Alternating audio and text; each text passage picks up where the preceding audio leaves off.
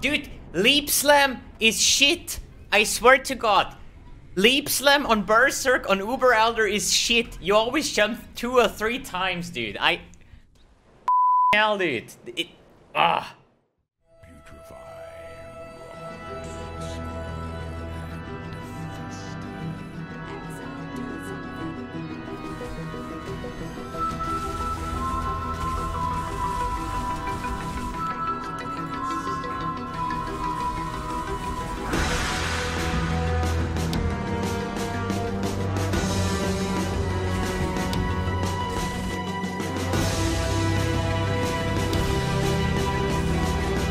Just want to Leap Slam once more. Leap Slam is bad for you, sir.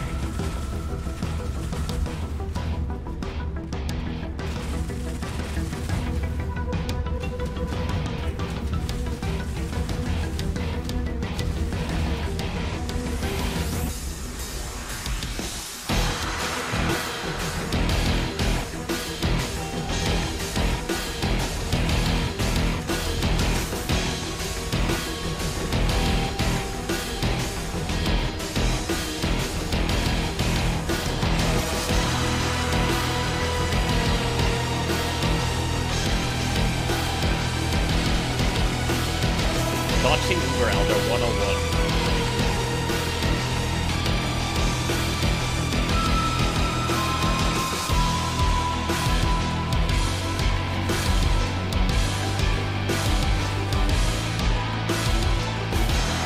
I'm out of range.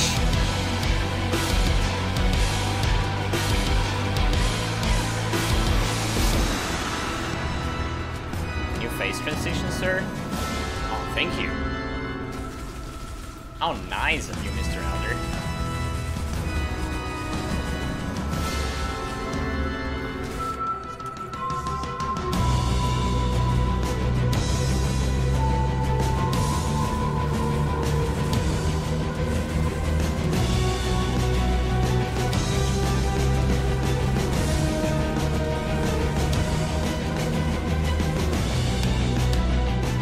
Just not worth it. Absolutely not worth it. And I forgot my tentacle brothers here.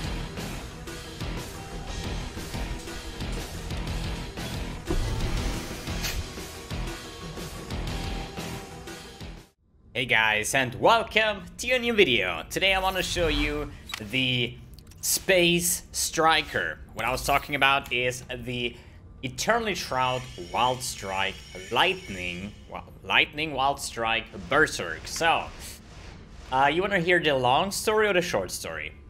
Long, short? I mean, first short, and if you're still interested, the long story, okay? It's garbage. It's not worth it, okay? So, why and so on, I'm going to explain in a bit. So, yeah, Eternity Shroud builds are, first of all, super pricey. You saw it is working. And I just ran out of jewelers, so we're gonna run this one with 5%, no matter. Can we get something really, really juicy? Maybe a Valorb? Monsters have elemental resistance on a lightning-based build. Well, actually, it's chaos-based. But yeah.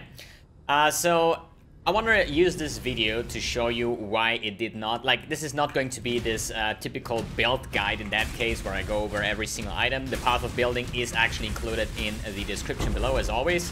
But rather than I want to talk about why it did not have good chances even in the start when actually creating the build. But all in all, I mean, for bossing, for anything like that, it's super ridiculous. I mean, obviously, it's an Eternity Shroud build. But this is probably the weakest Eternity Shroud build that I have touched so far, right? And yeah, the reason for that is actually the combat focus jewels. And yeah, I still want to, as I said, I want to use the video just talking about all the versions that I played now, what I think is really good, what I think could be better, and just giving you my opinion on Wild Strike in general. Since I played all based, elemental based builds and also Eternity Shroud, I think I have a pretty good understanding of the skill right now, and yeah, can give you an honest opinion about it, right? So, as I said, honest opinion, my opinion in this case. Now, let's clear off this rest here, and yes, I did not jewel it, or at least, like, all hits for whatever reason. But yeah, I'm just here to just jump around a little bit. I mean, it's a typical Lightning Wall Striker that you saw in my last video. Instead of Impulsor, we are now using Eternity Shroud, but we still have some explosions coming up from the Herald of Ice. Still, I think that the Impulsor combination is just more fun to play, right? And in terms of single target, yes, it is more single target, but not remarkable more single target. Did you say, like, holy shit, dude, this actually one taps Uber Elder, for example, right? It is more damage, as said, but nothing you really feel. And the missing Impulsor explosions is something sad, you know? Like, I really like Impulsor, especially with, yeah, arc-based builds, right? Because I gotta say, this build, the Lightning Strike version of Wild Strike, is just feels for me like a self-casting arc version, right? Just you have like way faster cast speed and way more damage than the typical arc has. Now let's clear off the last monsters here, and then we're gonna talk about why this build had like bad starting options and in the end wasn't really the yeah, best idea to do. But hey, I take one for the team. So if you ever wondered how is the Wild Strike with Eternity Shroud with like 100 Exalt gear, yeah, this is it. And it's surprisingly bad. Okay, so why it is actually that bad? The thing is the combat focus jewel. So I know that some people comment this one on the Lightning version when I said that I want to make an Eternity Shroud build, and this is something I already knew before. I still wanted to do it. Which means the combat focus jewel, they not only block something, they also do less damage of a certain case. So if you're gonna take the scenario that we're having 1000 lightning damage, right? Since we're using Call of the Brotherhoods, we are converting 80%, like we're running 2 of those, right? So we're converting 80% of the lightning damage into cold, which is good, right? 800 cold damage, and then a potential cold to fire support, which would add another conversion, 400 fire damage, since it's 50% fire conversion. And also cold is extra, fire and so on, but we're just going to take a look at the conversion itself.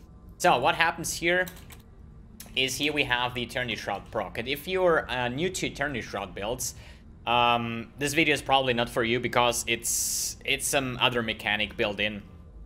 But in the short terms, you're getting extra chaos damage based on your elemental damage. So what happens here, I get like a 1000 lightning damage, and if all my items are a shape item, I get like 1, 2, 3, 4, 5, 6, 7, 8, 9, 10 times this buff, which ends up being 50% of my ally damage as extra chaos damage. Which means I'm getting here the Eternity Shroud buff, since here is my first lightning damage, right?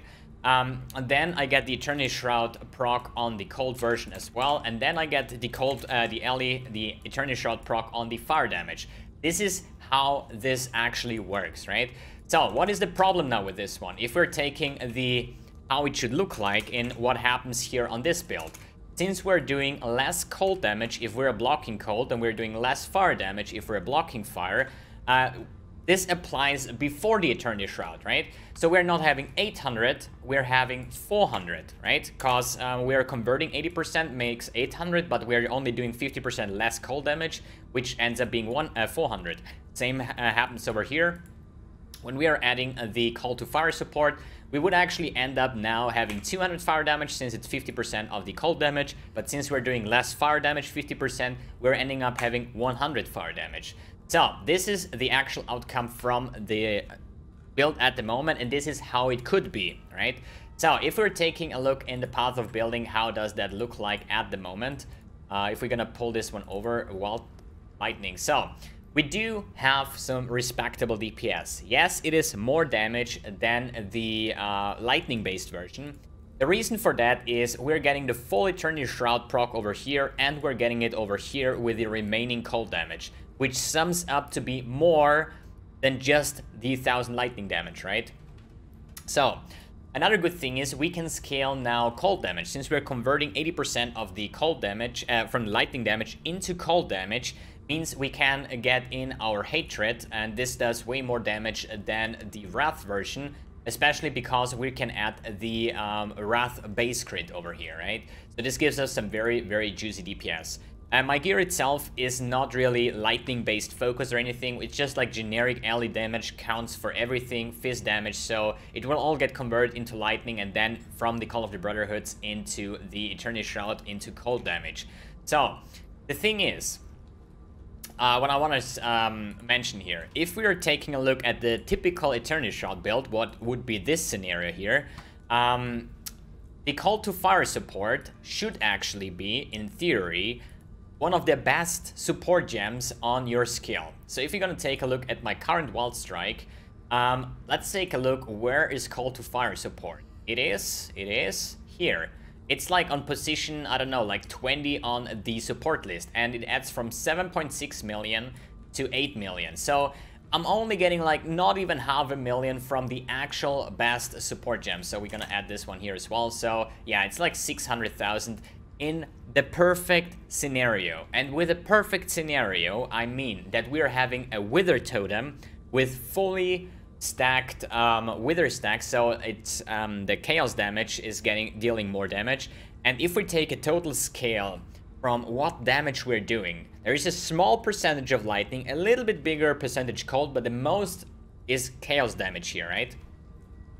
And this is why a Wither support totem with the Wither stack itself that lowers the chaos resistance of the enemy is better in that scenario than the Val Ancestral Call. Still, or at least a War Chief totem. Still, we're using the Val War Chief totem as an addition, so we're using the Wither totem plus, if we have it, the Val Ancestral War Chief. With 50 rage stacks, this is the DPS that we could technically reach. What you're, I would say, in the least of scenarios, you're gonna reach that. In mapping, not a problem. You're gonna have your rage stacks up, you're gonna have your Val War Chief up. For map bosses, you're gonna have everything up, you're gonna one-shot everything anyways, right? It also applies on Guardian maps, for example, but once you're hitting the Elder Guardians, where you are facing in their realm, you have 0 Frenzy, 0 Rage, 0 Power Charges, Endurance Charges, Blitz Charges, whatever you have, 0 Vault Chief, like souls for the Vault Chief. So you're basically starting naked. And this is exactly where you have literally no DPS. It starts to ramp up, like on every single Berserker build, it starts to ramp up. It's typically the same as the Raider with his Frenzy Charges. But yeah, if we're just going to take a look how this could look like, so if we're just like taking a typical, let's go to PoE Ninja here, go to builds, let's take a look at, let's say Blade Vortex. Blade Vortex, and we sort by DPS. You're gonna see all these here are Eternity Shroud builds, at least the first 3, because of the chaos damage. You see here, this is what I mean, that the majority of your damage will be chaos damage, as soon as you're having an Eternity Shroud, because you're getting so much ally as extra chaos, right? But this happens only, like, usually is the typical thing that you do here, lightning into cold into fire. So you're getting 3 times the buff. Here we're gonna skip this one, and we're only doing half of the damage here. So this has to be by far the weakest Eternity Shroud build that I ever played. As I said before, it was already clear in the start that this one is the portions here, the extra damage here is, or at least the less damage here, is a fact. And I thought it's not going to be too bad, and I gotta say, it's just not worth the investment. Since Call of Brotherhood's like 10 exalts each, the Eternity Shroud 6-link is a couple exalts, everything in Shaped is a lot of exalts, so in the end, I would just rather go with Impulsor, have these fancy explosions, and have more fun in mapping. And in the end, yes, you miss some single target, obviously, but it's not like so hard or so much damage that you say like, oh my god, Eternity Shroud is so much better than anything else. So, as I said, Path of Building link is in the description below if you want to take a look on what I plan to do. And don't forget, I added here a jewel that is the damage fix, right? Because the combat focus itself, the text is red with the minus 50 or less cold damage. So this 3 points here is just added because of the damage fixing jewel, which just gives me 50% less and 50% less cold and fire damage in general, right? Alright, so the final conclusion after playing Firewall Strike, Cold, Lightning, and Eternity Shroud. I gotta say, I'm surprised about the Cold version. because it has like almost the same DPS as the fire version, because usually you would say fire would do the most single target but the least clear, then the frost is the in between, I would say. Lightning has the best clear but the lowest DPS, right, in terms of single target. This is actually true, but the cold version has surprisingly high single target damage. I mean, I did have a little bit better gear on the cold Wild Striker here. So if you're gonna take a look at the fire one, we are sitting at like 6.2 million. But I still have to say, this one has a lower level because I was just switching from the Berserker to another, right? So we have like 20 gems now, then we have a level 21 Wild Strike as well.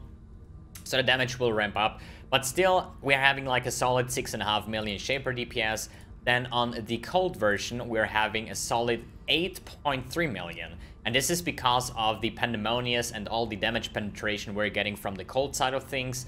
And then we take a look at the lightning version, which has roughly 3 million. So, as I said, the frost and cold version was not too far from each other. And I would say that the frost version is better, just because of the better area of effect, basically, and not really having less DPS.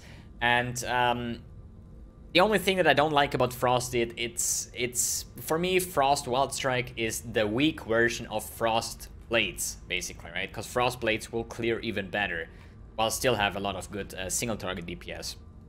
But all in all, if I make a ranking now, I would say rank 1 goes to Lightning, just because I like the clear, I like the Impulsor Explosion, the damage is still enough to clear all content. Second is the Fire one, just because I like the explosions, the visual effects of this bazooka style play. And third one has to be the cold version, just because it reminds me so hard of Frostblades. And if I compare the Frostblades to the Frost Wild Striker, I would go with the Frostblades. And on last position would be the Eternity Shroud build, because it's legit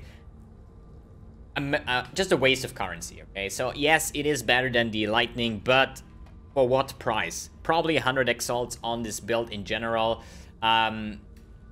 It's just not worth it, okay? So yeah, this pretty much sums up. I'm actually sad in that case, because I thought that this is going to be the build that I'm going to push to level 100, because this is the last things that I have to do, level 100, and probably the Azeroth mine, which will soon pop up as well. So I wanted to make this Eternity Shroud Lightning Striker work in terms of the fastest and best boss clearer, in terms with the highest budget invested, obviously, but still the most fun build, which is sadly not. So I hope you get some insight on the Wild Striker side of things, basically. And yeah, guys, thanks for tuning in, thanks for watching, and see you in the next video.